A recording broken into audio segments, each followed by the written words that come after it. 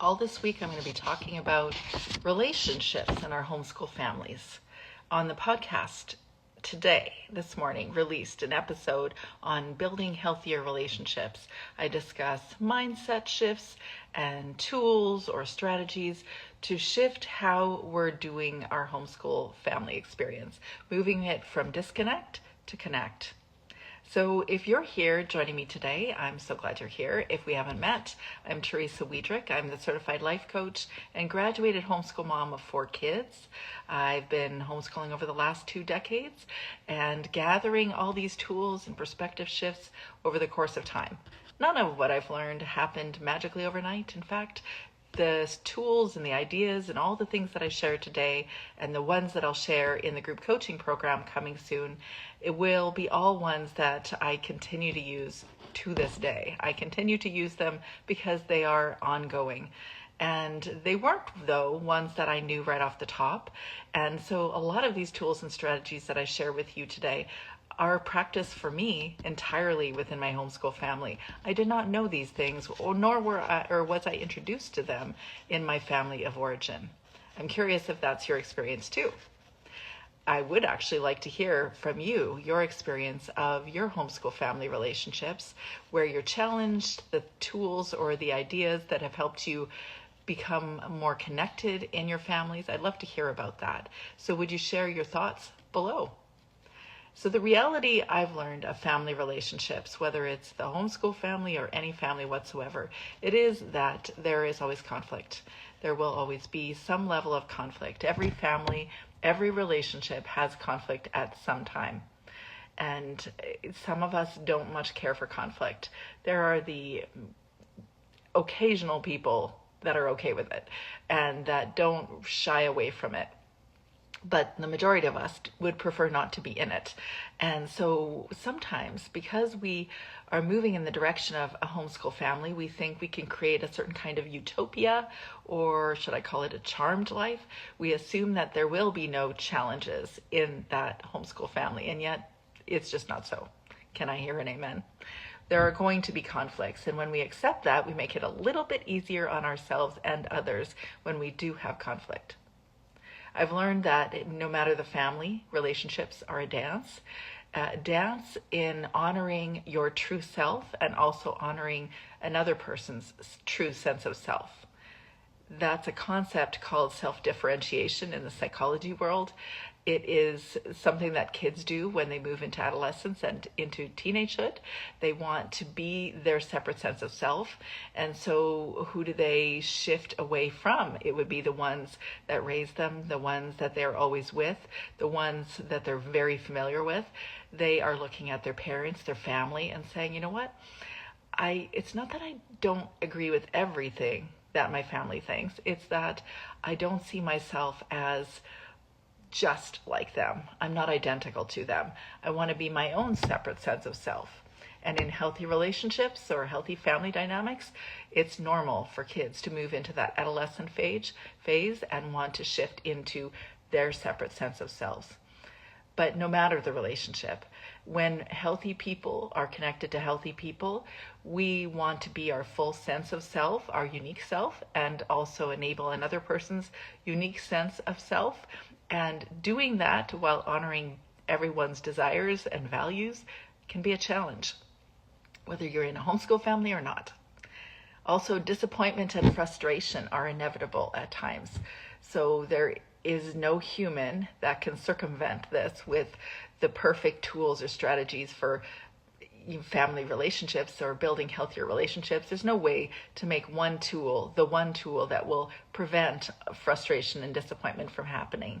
Healthy, satisfying relationships are built on being seen and heard and understood, and conflict will happen occasionally. So if that's the goal for a healthy, satisfying relationship, to feel seen and heard and understood, and want the other person to feel seen, heard, and understood, then it's going to take work, because none of us are identical.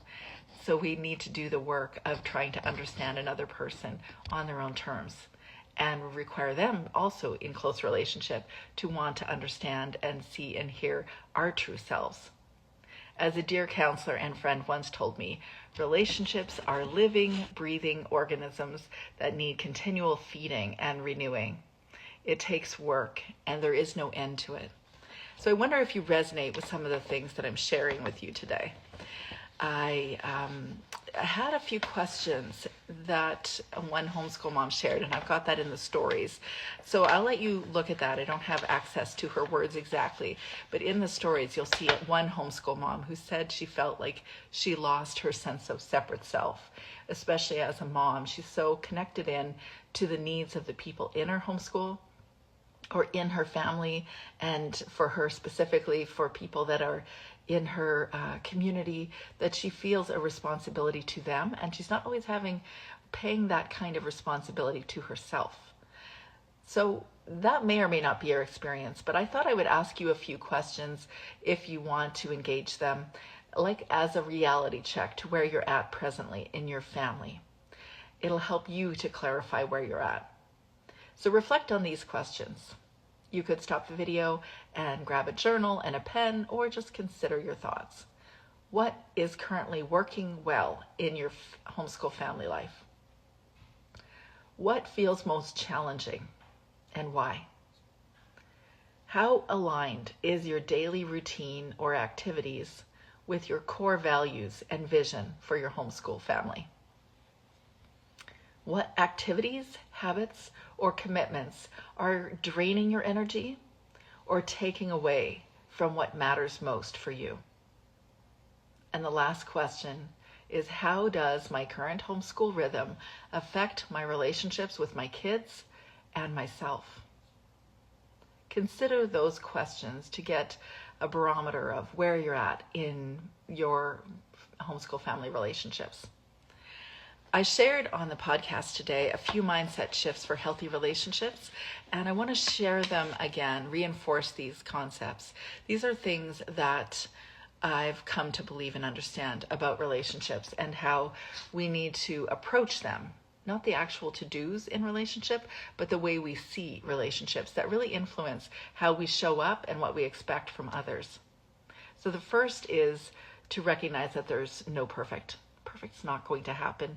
It won't be part of our story.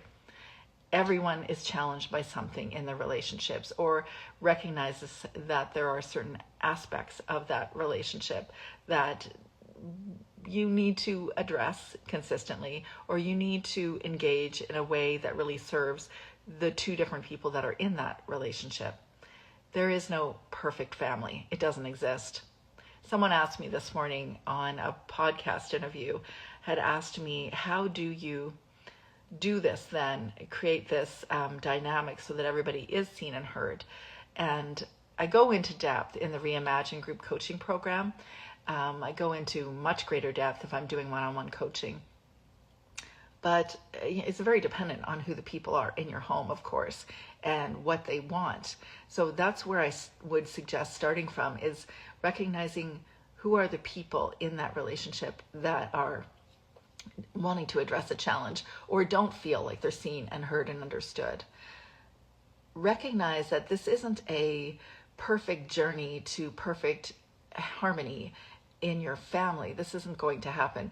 You're not going to get to the place where everything is perfect, but the goal is to continue to incorporate some of these strategies or tools so that people are growing in connection in your home. So embrace imperfection, because it's not going to happen. But you can make empathy your goal. If you make empathy your goal, it means that you're putting yourself in your kids' shoes. You're asking yourself, what are they really experiencing right now? What is it that they really need or want? Can you ask them specifically? Learn to understand the experience of what's going on right now through their perspective. Remember, everyone is trying to do their very best. I believe that. There are times where it is hard for me to believe too, in the bigger world, and wonder, are people really trying to do their very best? Because some choices that people are making are having a giant impact on other people. But I believe at core that we don't always know that we're choosing to do things that are necessarily hurting other people. We don't see it that way. And in our homes, we can look at our kids and we can look at our partner and say, they're trying to do their very best. When we come at it from that perspective, then we are less likely to be defensive. We're less likely to assume the worst in someone else. We're less likely to set up conflict in our home. So the third thought is to focus on connection over correction. I read a book by Gordon Neufeld. I'm sure you did too. Hold On to Your Kids. I created a YouTube video around that last week, actually. The Hold On to Your Kids concept, attachment parenting, and how we can incorporate attachment parenting into our homeschool families. That book was huge in my experience. And there were a variety of concepts from that book that really helped me hone my parenting practices. But for years, I said that was the one book I would recommend on my homeschool mom personal growth list as a parenting book, because I think there are a lot of parenting books out there and there's a lot of great ideas out there. But this one really hit home for me, that the goal was to connect, to build a connection with each of our kids. And that was the first and foremost goal or intention in our families with our kids. And at the time, it was such a foreign concept to me that our goal is to connect and not correct.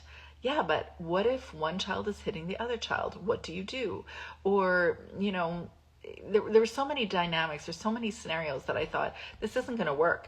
My child has to learn that there's certain things that are right or wrong. You can't do these things. You have to do these things. This is the way I was trained to think myself. This was the culture that I was trained to think in. And it's not very helpful when we're dealing with another human being, because though there might be a black and whiteness to the world and there might be rights and wrongs and ways of relating, the point of the relationship isn't so you can enact a declaration of rightness and wrongness over your children, but rather the point of the relationship is to connect. And it's sometimes challenging because our kids have big emotions, and it can be challenging to try to get underneath and really create a point of connection with someone who's having those big emotions.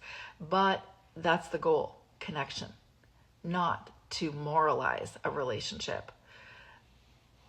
The prime importance is connection. And when we remember that, when we focus on that, things feel easier. Also, when we're having a rough time with a child, when there's a season where it just feels like this is too hard, though our tendency might be to try to make things right in the moment, we can also honor and acknowledge that we have a lifetime with them. And we are here. We are always here, available to connect with them if they so choose. And if the relationship is in such a way where we have an opportunity to have influence and connect with another child, then the goal, if the child knows that you're there to connect, then they can always come back at any point. And you will have many opportunities to incorporate all these strategies and these mindset shifts over the course of time, because you're not going anywhere. And I know, probably even during this conversation, that a conflict arose with two kids in the background, or that things have been going on in the morning, or you probably can anticipate there'll be conflict by the end of the day. There's a lot of opportunity to practice all these things. So there is no worry that you won't have an opportunity to reconnect. So connection is the most important thing. Also staying present as much as you're able. In a world of overproductivity, where the value is to be productive, we have a hard time being present, really paying attention to the person in front of us, giving full attention to our kids. And even though we're with our kids, a lot of the time as homeschool parents, we are not always with our kids. We are doing things, and they are doing things. We're preoccupied. We need to give eyeball to eyeball time, is what I call it. Time where they feel like we're really with them, really present with them. I believe also adopting a growth mindset, recognizing that when we have seasons of conflict or seasons of challenge with a particular child, or we just feel overwhelmed by all the bickering or complaining or various things, we just remind ourselves that, I think the reminder can be that we're on a growth trajectory. We are here to continue to grow alongside our kids. They act as mirrors to what we need to grow in Who knew we were signing up for that? But that is, I believe, the way that it's useful to frame our relationships with other people, but it's also useful to frame life that way when we recognize that we are on a growth trajectory. We're here to grow. We're here to learn. Our children are these mini mirrors of our souls, teaching us what we need to learn. Also our partners and all the significant people in our life. But they are mini mirrors to our soul. We are still growing. And so then we can ask ourselves, what is this challenge that's right in front of us? What is it wanting to teach us? What are we being called to learn? If we can frame pretty much everything in that light, then we can look at it as we're in the middle of the story instead of we need to be at the end of the story. We need to have overcome. No, we need to learn. So see ourselves as someone that's on a growth trajectory, and practice patience and compassion with yourself, not just with other people, but with yourself first, because you're going to have difficult moments. You're going to have moments where your best self didn't show up. We all do, because we're human. But you can say to yourself, like you would say to me, or I would say to you on a bad day, hey, it was not a great day. It wasn't the way that you wanted it to be. This wasn't the way you wanted to show up. You weren't being intentional about it. But let's look at why. Let's look at the patterns that are being uncovered here. Let's figure out what's really going on that maybe you haven't identified yet. Oh, and by the way, you're welcome to join me in a no obligation conversation to begin to clarify what really is going on in your homeschool family. You can learn about coaching and whether or not it would serve you. If we have a rapport, let me know and I'll grab you a link. So those are the mindset shifts that I want to speak to about incorporating or reimagining a more healthy homeschool family dynamic. There are so many more things that I want to speak to, and I will be doing that over the course of 8 weeks, starting around the beginning of March. I'm going to be introducing, or I'm going to share more details in the next few weeks about the Reimagine group coaching program. If you haven't already accessed the Reimagine Your Homeschool mini course, you can do that. Just write Reimagine in the comments section and I will make sure to get it to you. And I really do believe that you can reimagine these things. And though sometimes the effort that it takes to make a massive shift towards seeing things very differently so that you can enjoy your homeschool family, it is significant. It takes a lot of practice over a long time to, reap the benefits in the way that you originally thought it would all go. But I can tell you that it can happen. It will happen as you begin to incorporate these tools and strategies. So that's all I have to say today. I hope you have a beautiful week, and I'll see you next Tuesday at 1 p.m. Pacific Standard Time in the Homeschool Mom Chat. Have a beautiful week.